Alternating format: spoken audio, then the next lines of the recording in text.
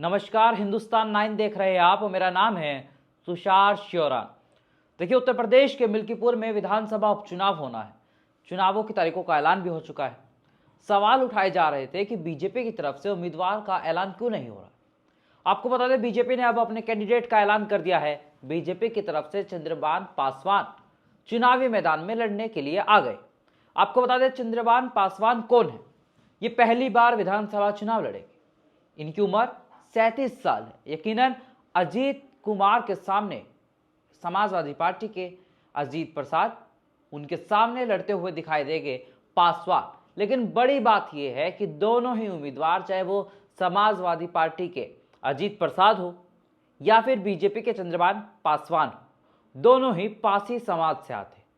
पासी समाज दलित समाज का एक ऐसा वर्ग जो मिल्कीपुर विधानसभा में 55,000 वोट रखता है और पिछली बार इसी समाज का निर्णायक वोट रहा था विधानसभा चुनावों में अवधेश प्रसाद को जिताने में, और लोकसभा चुनाव में भी पासियों ने अवधेश प्रसाद के लिए वोट किया था। और इसीलिए बीजेपी अब इसी समाज के व्यक्ति को कैंडिडेट बनाई है क्योंकि समाजवादी पार्टी को टक्कर दे पाए।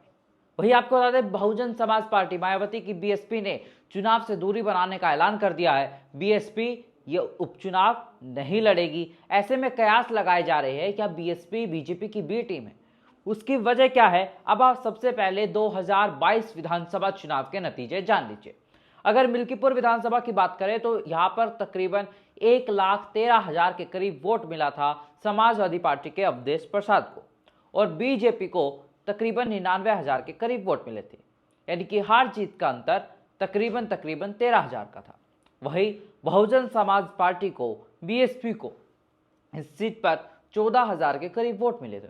यानी कि अगर बीएसपी चुनाव नहीं लड़ती तो इस सीट पर बीजेपी और समाजवादी पार्टी में कांटे का मुकाबला होता और बीजेपी चुनाव जीत भी सकती थी। माना जा रहा है कि इसीलिए बीएसपी ने अपना उम्मीदवार नहीं उतारा है उपचुनाव में, और जिसको लेकर अब कयास लगाए जा रहे हैं कि बीएसपी सामने ना आकर पीछे से बैकडोर टू समर्थन देने का ऐलान कर चुकी है बीजेपी को। समाजवादी पार्टी ने कटाक्ष किया है मायावती पर, कहा कि बीएसपी जो है वो बीजेपी की बी टीम है। हम शुरू से कहते हैं, और जब उपचुनाव लड़ने का ना ये ऐलान किया तब साफ हो गया कि बीएसपी बीजेपी को समर्थन करे। वही आपको बता दें, इंडिया गठबंधन में सब कुछ सही नहीं चल रहा है। अब कुछ दिन पहले कांग्रेस ने ऐलान किया था कि कांग्रेस अपना उम्मीदवार मिल्कीपुर में नहीं उतारेगी, लेकिन अब कांग्रेस की स्थानीय लीडरशिप में बात चल रही है कि कांग्रेस अपना कैंडिडेट मिल्कीपुर विधानसभा उपचुनाव में उतारेगी।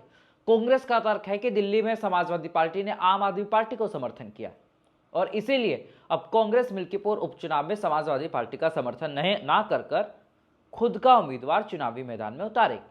अब यकीनन ऐसे में अगर चुनावी मैदान में बीएसपी का उम्मीदवार नहीं होगा और कांग्रेस अपना उम्मीदवार उतार देगी तो इसका सीधा सीधा फायदा बीजेपी को होगा और नुकसान समाजवादी पार्टी को।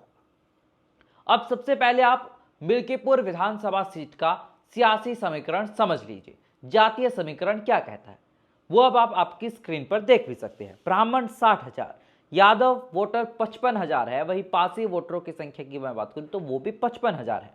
मुस्लिम 30,000, ठाकुर 25,000, और जब बाकी के दलित समुदाय बचे हैं वो भी 25,000 है। यानी कि मुस्लिम, दलित और यादव कॉम्बिनेशन को मिला लिया जाए तो मिल्कीपुर सीट पर जीत लगभग तय। और बीजेपी को पता था अगर दलित वोटर, अगर पासी समुदाय दलित वर्ग का वो अगर समाजवादी पार्टी की तरफ शिफ्ट हुआ तो सीट पर जीत साफ तौर पर समाजवादी पार्टी की होगी। और शायद इसीलिए बीजेपी ने पासवान को चुनावी मैदान में उतारकर अब मुकाबले को और दिलचस्प बना दिया। वही कुछ दिन पहले अब तस्वीरें सामने आ रही है कि अखिलेश यादव महाकुंभ के दौरान हरिद्वार जाकर गंगा में डुबकी लगा रहे थे, जहां पर सीधा सीधा संदेश ये दिया जा रहा था कि हिंदुत्व की पिच पर अखिलेश यादव भी खेलते हुए दिखाई दे रहे।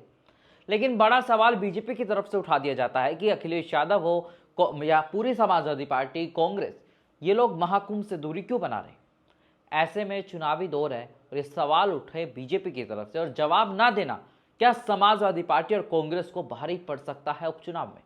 सबकी नजर अब इसी पर बनी रहेगी। ऐसे ही देश और दुनिया की तमाम बड़ी खबरों के लिए देखते रहिए हिंदुस्तान 9।